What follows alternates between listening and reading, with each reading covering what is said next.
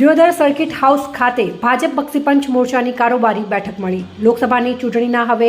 પડઘમ વાગી ચૂક્યા છે, જેમાં લોકસભાના 195 ઉમેદવારોની પ્રથમ યાદી જાહેર કરી છે, જેમાં ગુજરાતની 2 સીટના ઉમેદવાર જાહેર કરાયા છે। બનાસકાંઠા લોકસભા સીટ પર વર્તમાન સાંસદની ટિકિટ કાપી ભાજપે સૌ પ્રથમવાર મહિલા ઉમેદવાર તરીકે શિક્ષિત વર્ગમાંથી રેખાબેન ચૌધરીને ટિકિટ આપી જંગે મેદાને ઉતાર્યા છે, જ્યારે પાટણ સીટ પરથી વર્તમાન સાંસદ ભરતસિંહ ડાભીને રિપીટ કરાયા છે, જેને લઈને ભાજપના આગેવાનોમાં આનંદની લાગણી પ્રસરી છે, જ્યાં ઠેર ઠેર જગ્યાએ ફટાકડા ફોડીને ભાજપના કાર્યકર્તાઓ ખુશી પણ વ્યક્ત કરી હતી। જ્યારે લોકસભાની ચૂંટણીની તૈયારીના ભાગરૂપે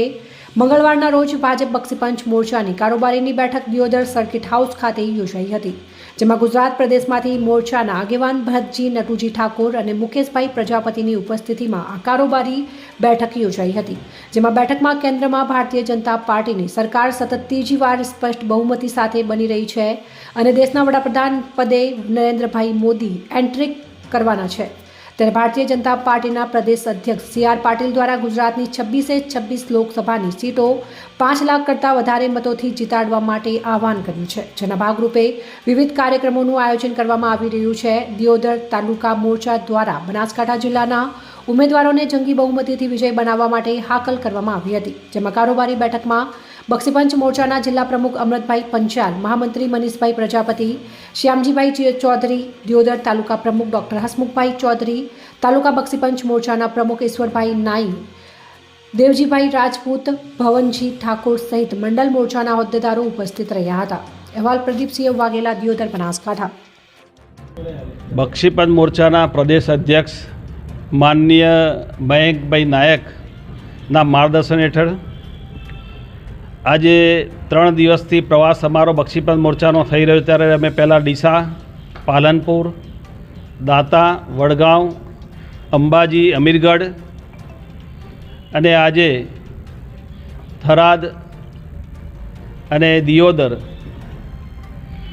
પ્રવાસ બક્ષીપંચ મોરચાનો ખૂબ મોટો ઉત્સાહ છે, કાર્યકરોમાં ઉત્સાહ છે। લોકોના મોઢે એક જ છે કે બક્ષીપંચ સમાજના અમારા મયંકભાઈ નાયકને રાજ્યસભામાં લઈ ગયા એટલે બક્ષીપંચ સમાજમાં એક અનેરો આનંદ છે અને ઉત્સાહ છે। અને એમાં જ વાત કરું કે બનાસ ડેરીના અધ્યક્ષસ્થાપક એવા ગલબાભાઈ ચૌધરી, એમના પૌત્રી ડૉક્ટર રેખાબેન ચૌધરી જે PhD છે, એજ્યુકેટેડ છે અને આ બનાસ ડેરીમાં અધ્યક્ષસ્થાપક તરીકે ડેરીની સ્થાપના જેમને કરી છે, એમના પરિવારમાંથી છે, એટલે એક ઋણ અદા કરવા માટેનો આ બનાસકાંઠાના એક અવસર અનેરો છે અને પાર્ટીના કર્મઠ કાર્યકર છે, એની કદર કરી અને પાર્ટીએ જ્યારે અહીંયા લોકસભાના ઉમેદવાર તરીકે જાહેર કરાયા ભારતીય જનતા પાર્ટીએ, ત્યારે 3 દિવસના પ્રવાસમાં બનાસકાંઠો મને એવું દેખાય છે બક્ષીપંચ સમાજનો જિલ્લો છે અને અગ્રેસર 26 સીટમાં બનાસકાંઠામાં બક્ષીપંચ સમાજ રહેશે એવું આ પ્રવાસના અંતે અમને લાગે છે। અહીંયા અમારી સાથે અહીંયા દિયોદરના પ્રમુખ સન્માનીય ડૉક્ટર હસમુખભાઈ છે, બક્ષીપંચ મોરચાના બનાસકાંઠા જિલ્લાના અમૃતભાઈ વાલી, બીજા જ અમારા પ્રદેશમાંથી આગેવાન ભરતભાઈ ઠાકોર આવ્યા છે અને પ્રવાસ સતત 3 દિવસથી છે। અહીંના મહામંત્રી બક્ષીપંચ બનાસકાંઠા જિલ્લાના મનીષભાઈ પ્રજાપતિ અને શામજીભાઈ પટેલ સતત 3 દિવસથી અમારી પાસે છે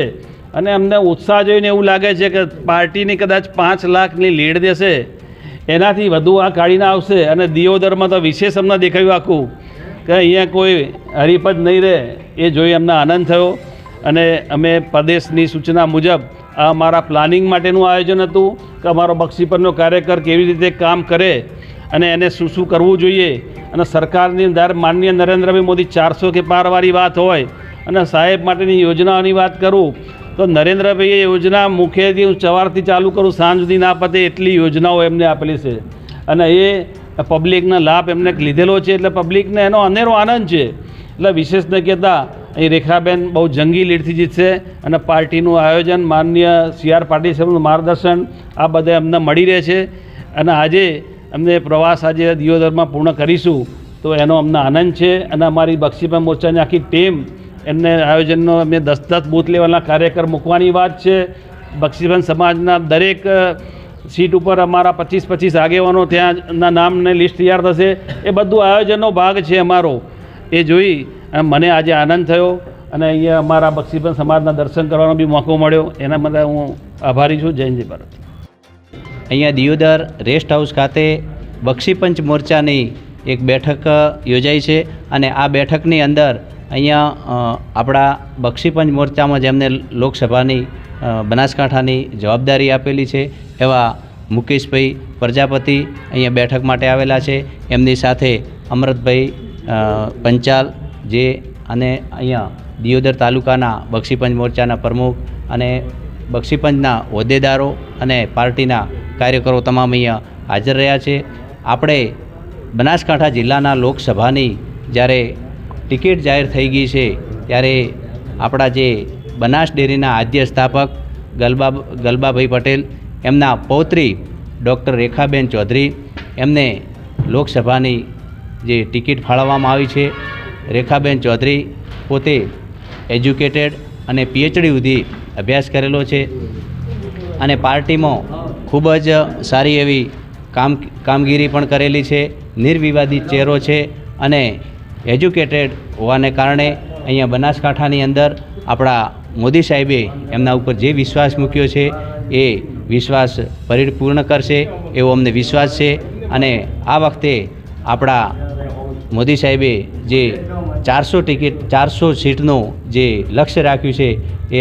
અબકી બાર 400 પાર થવાની છે. અને બનાસકાંઠા જિલ્લાની અંદર કાર્યકરોનો જોશ જોતાં આ વખતે એવું લાગી રહ્યું છે કે આ બનાસકાંઠા 5 લાખ કરતાં પણ વધારે જંગી બહુમતીથી અહીંયા રેખાબેન ચૌધરીને જીતાડશે એવી જ અભ્યર્થના. જય હિન્દ, ભારત માતા. પ્રદેશ કક્ષાના મુકેશભાઈ પ્રજાપતિ સાહેબ આવ્યા છે અને અમારા લોકલાડીલા જિલ્લા પ્રમુખ અમૃતભાઈ આવ્યા છે, તેમજ અમારા હસમુખભાઈ પ્રમુખ સાહેબ આવેલા છે, ભવનજી આવેલા છે. આ લોકો અમારા બક્ષીપંચ મોરચામાં હાજરી આપી છે અને અમે બક્ષીપંચ મોરચા થી ખાતરી આપીએ છીએ કે રેખાબેનને જંગી બહુમતીથી જીતાડીશું. ગભે ગભો મિલાવીને દરેક સમાજના મારા મિત્રોને બોલાવીને તમામને વાત કરીને બક્ષીપંચ જિલ્લામાં અને દિયોદર તાલુકામાં પૂરેપૂરી પ્રથમ નંબરે લીડ અમે આપશું એવી અમે ભગવાન સાથે પ્રાર્થના કરી છે.